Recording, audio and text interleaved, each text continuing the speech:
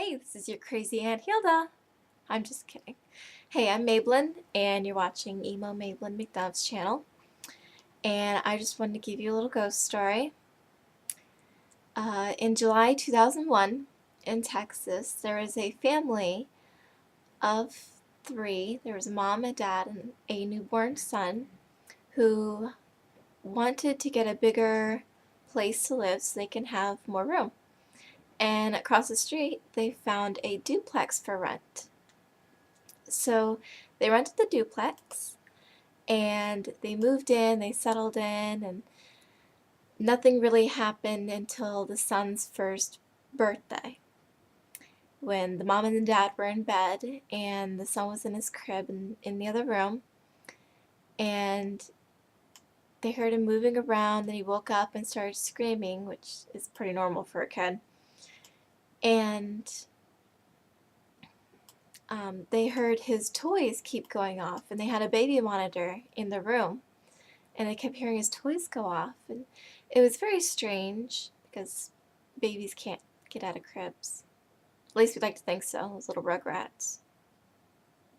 Anyway, so the toys kept going off in the room, and then eventually they started hearing voices, and it was mostly whispers in their ears while they were sleeping. Stuff was flying off the shelves in the kitchen, and um, later on, the two dogs that they had would stand facing the son's door at night in the hallway and just bark like all night long, which is kind of creepy. I'd put the dogs outside, build them a little house. Anyway, so dogs in the hallway were barking, stuff was moving around. One night, the son wakes up and just briefly starts weeping, almost a cry. And so the mother gets out of bed to go take care of him, and the husband's like, wait, and see if he goes back to sleep. So she gets back into bed, and since they have the baby monitor in the room, they know that he goes back to sleep. And then the next morning, the mom and the dad are in the kitchen, and she asks him, why didn't you let me go take care of my son? And he said that before the son woke up and started crying, he heard a voice on the monitor say something. So that's another thing. And later on, they notice a smell in the house. And they take out the garbage like every night to see if they can get rid of the smell. They wash the floors, they scrub the bathroom, they do everything, and the smell's just inside the house. It's everywhere. And from what is said, it smells like a rotting corpse, rotting animal, something in the whole house. It's not just in one spot. Then they start seeing these cracks appearing in the walls over the doorways, and which is kind of strange because it's fairly a new house. It's been there for like maybe 10 years, but still, that's still pretty new. So they had the owner come by, look at the foundation, and they said nothing was wrong with it. There's no explanation for the cracks. And so they're like, okay. So I think they were thinking it was like mold or something making the odor, but it didn't smell like mold to them. And the cracks, that would be a mold thing too. So they eventually wanted to move out of the house, but they couldn't because they didn't want to break their lease, because that looks bad if you're trying to rent from another place. So they unfortunately stay, and they stay for just the year. And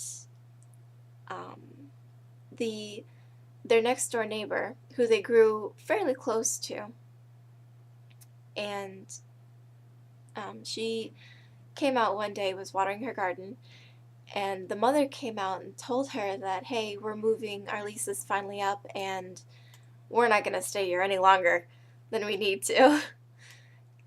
So the lady goes, oh, really? Why?